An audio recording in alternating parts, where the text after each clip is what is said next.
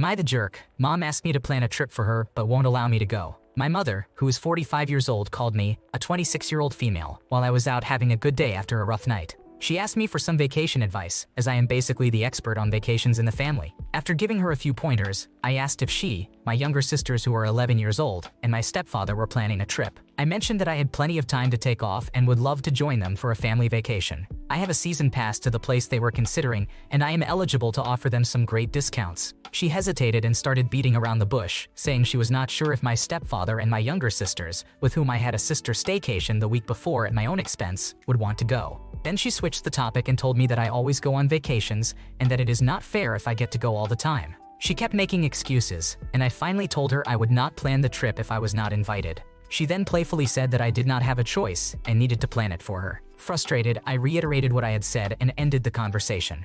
She let me know she would have to talk to my sisters and stepfather to see if they wanted me to go before getting back to me, and then she hung up. I will admit I am a big planner and pretty frugal, which is why I travel as much as I do. Some of my plans and advice, such as getting only water at restaurants or not buying souvenirs, do not appeal to some people. I am also a busybody and will stay out from 8:00 a.m. to 8:00 p.m. at a theme park in the full sun. So sometimes I forget I need to move slower and bring more patience on a family trip. My family and I have argued over something as simple as a beach trip, but it has always been because there is no planning, no budgeting, no nothing.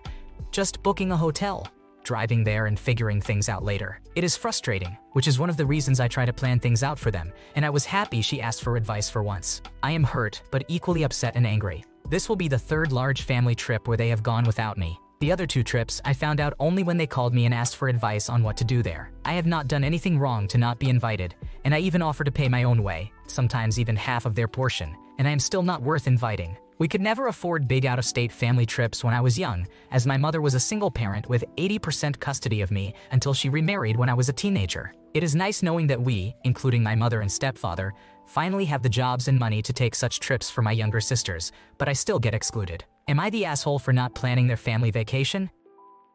You are not in the wrong here. You shouldn't be expected to spend hours planning a trip you won't be attending. It sounds like there are some differences between how you and your family prefer to enjoy vacations, with you being more active and them wanting a more relaxed time. Don't be that person who stresses everyone out with over-planning. It's important to let folks enjoy their vacation in their own way. That said, it's pretty ridiculous of your mom to tell you that you don't have a choice and need to plan the trip for her. Am I the jerk for siding with my stepbrother over my parents? My parents met when I was 5 months old and my stepbrother was 3 years old. My biological father walked away from my mother and me when she was pregnant. He had no interest in being a part of my life. His parents showed no interest at the time, but did change their minds in the last couple of years. My stepbrother's mother passed away when he was a baby. My stepfather met my mother and married her. He adopted me, and my mother adopted my stepbrother. We were raised unaware that we had been adopted by a stepparent and that we were not biological siblings. The truth came out a year and a half ago when I found out my paternal side was interested in getting to know me. I questioned it, which led to us learning the truth. I was fine with it since nobody from my biological side took an interest in me my whole life up to that point.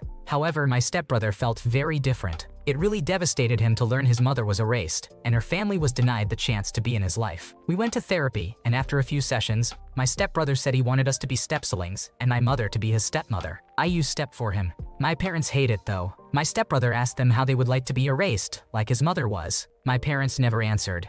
They told him he needs to understand better that they just wanted a happy, normal family. My brother told them to forget their happy, normal family and forget my stepfather for causing so much pain. He told my mother she would never be his real mother. She had happily gone along with erasing the woman who gave birth to him and planned to raise him with my stepfather. He asked her how she'd like to be erased from me like that. Would she really feel loved? My stepbrother is 18 years old, and I am almost 16 years old. He moved out, reconnected with his maternal side, and lives with one of them now. He also stopped going to therapy with us. I still go with my parents. My parents have tried to make my stepbrother come back to us and accept that we're a family. They believe he cannot throw them away because of a choice they still feel was right. My stepbrother and I still talk, but I am really the only one. He struggles to talk to our younger siblings who keep saying he should call my mother mom again. I don't think he wants to lose his temper with them, but struggles to ignore it. My parents asked me how I can call him my stepbrother after all this time and not be mad at him for his actions. I told them I understand why he feels the way he does. I think they were wrong too, even though I don't hate it for myself. I can't make him not hate it for him. They asked me how I could be on his side. I told them it's because they lied and would have continued lying for the rest of our lives. I told them it was cruel. He's right that they would hate being erased like that. They told me I was reacting with the harshness of a teenager. Am I the asshole? You are not the jerk. It's clear that your stepbrother is deeply hurt by how your parents handled the situation, and people can't be argued out of their feelings. It's crushing to learn that his birth mother died and that he was lied to his entire life. They chose the easy route of pretending everything was fine instead of putting his feelings first. You're a good sibling for standing up for him and giving him the space he needs. Am I the jerk for hiding money from my parents? I, a 17-year-old female, have 3 younger siblings, a 10-year-old female, a 10-year-old male, and a 6-year-old female with another sibling on the way. All of us have different fathers, except for my youngest sister and the unborn baby, who share the same father, my stepdad. He has been with my mother for about 7 years. I am essentially raising my siblings by myself, and I know that when my newest sibling is born, it will be no different. My mother is not a hands-on parent. My biological father unfortunately passed away several years ago and did not have custody of me before then. I do not even know who the twins' father is, and my stepdad is an absolute piece of shit. When I say my mother is not hands-on, I mean she does not do anything. This includes making us food, helping with homework,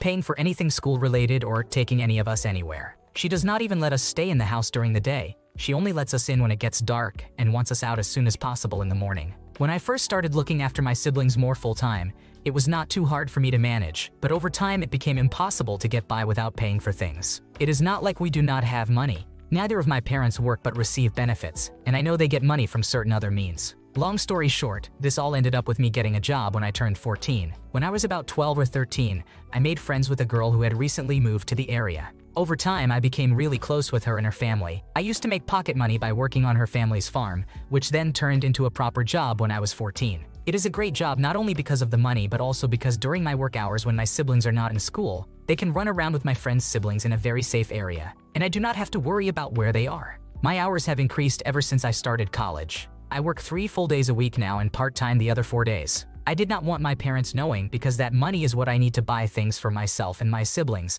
and they would not let me keep it otherwise. I do not know how they found out, but last night I came home from work with my siblings, and my mother immediately confronted me. She started telling me I was hiding money from her and my family that could be used to pay for baby things or could be spent on doing up the house. Usually when she gets angry, I just let her yell and it blows over. But then my stepdad got involved, and I had just had enough. I started yelling back, telling them that they are both useless excuses for parents. It rapidly got worse from there and did not end well. I feel bad because I do have little bits of money left at the end of my 2-week pay cycle, which I usually use to buy something nice for me or my siblings. It is true that the money could be saved for the baby or used on the house. I think you are not in the wrong here. That baby is not your responsibility to pay for. Child-rearing responsibilities shouldn't fall on you, especially when you're essentially a full-time parent and working at age 17. You deserve to manage the money you make from your job as you see fit and use it for fun teenager activities. Start exploring your options for when you turn 18 to extricate yourself from this situation for your own good. Am I the jerk for asking my roommate not to chop down a memorial plant to my grandparents? Growing up, my now-deceased grandparents had a very beautiful garden with a huge, luscious geranium plant. After their deaths, the house was sold and the garden destroyed. But I took cuttings from that geranium and grew them in a pot for the purpose of planting in my own home one day. Almost a decade later, we finally had our own place, and the now healthy plant was put in the backyard by the door so it could be easily seen as a tribute to them. 6 years after that, it was such a lush, beautiful plant that I was proud of, and it served as a highly sentimental tribute to my grandparents' memories. One day, I went into the backyard to discover they had taken a weed whacker to the plant all the way to its base. Geraniums are hardy plants, but the amount that was chopped all at once in the wrong season and with the wrong tools made its recovery uncertain. I was devastated by this but gave them the benefit of the doubt that they just didn't understand its significance to me. I explained it to them, and we agreed they would not touch the plant again if it grew back, and would instead come ask me to trim it back properly if they felt it was getting into walkways or something. Several months later, it started growing back again, and I was so happy and hopeful about it. But this morning, I walked outside to once again see it had been hacked at with a weed whacker. I admittedly reacted emotionally to the continued damage to the memorial and sent a message reminding them not to touch it again. They responded by saying I was being ungrateful for the effort they put into doing the yard work and insinuated I was at fault for not doing it myself. But they never voiced any concerns about the way it was growing in like we agreed, and even if they had, I would have told them it was too soon to do any more extensive trims when it was still recovering from the first time. I feel betrayed and disrespected by this, and they are saying I'm being unreasonable and making a big deal over something that is just a plant, despite me telling them repeatedly, it is so much more than that, and is a precious, irreplaceable memorial that they keep destroying. So, am I the asshole?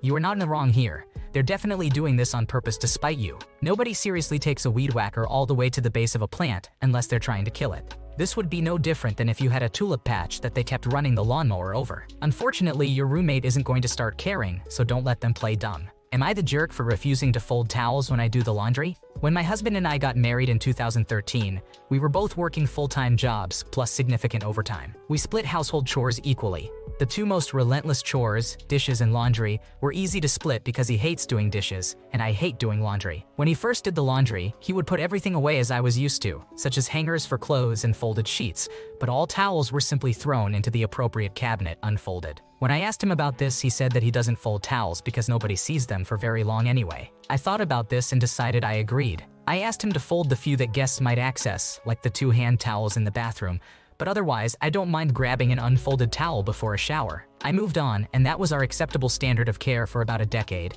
About 2 years ago, my husband replaced his full-time job with a small business in the same industry. He does most of the work, with only one part-time employee to help.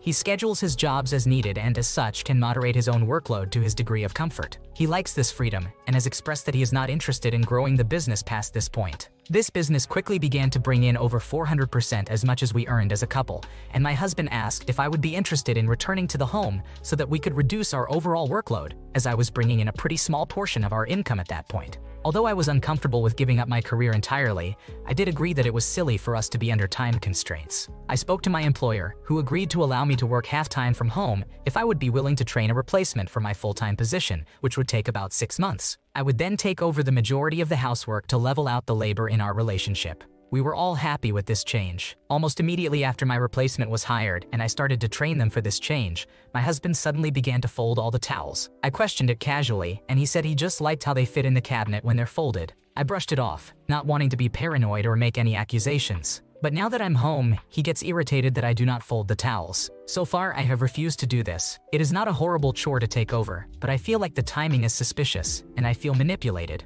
Why does the aesthetic value of the 2 seconds the cabinet is open not matter when it is his labor, but suddenly it is my labor, and it is worth the work? I cannot tell if I am being petty by not doing this, or if he is being manipulative. To be clear, this is not a pattern, and I do love my husband, but I think he may be subconsciously discounting the value of my labor. Am I the asshole?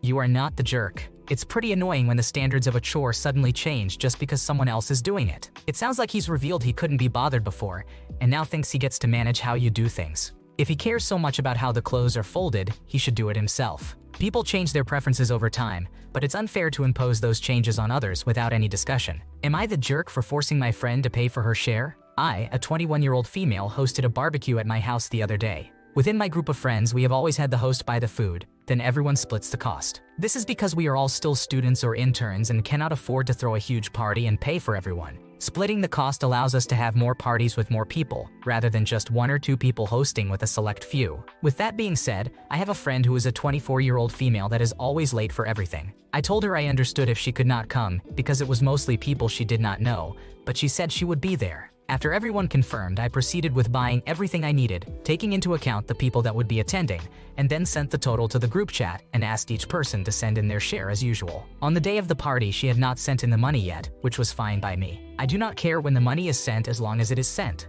As the party time approached, she let me know she could not make it because she needed to study. The exam had been scheduled for a long time, so she surely was aware of the need to study the previous day or even during the morning. I got angry at her and told her it was really disrespectful to let me know when the party was happening instead of letting me know ahead of time. She got defensive and said she was tired and had to study but would still send me the money if I wanted her to. The party noticed my change in mood and asked what happened. When I explained, they all said they would not mind splitting the extra cost between them. I declined their offer. I do not think it is fair to charge them more because one person is irresponsible. They should not have to compromise to accommodate someone who cannot organize themselves or have the minimum respect for the host. I wanted her to still pay because, on principle, her constant disregard for people's time and effort really got to me. Am I the asshole? Should I just have let it slide?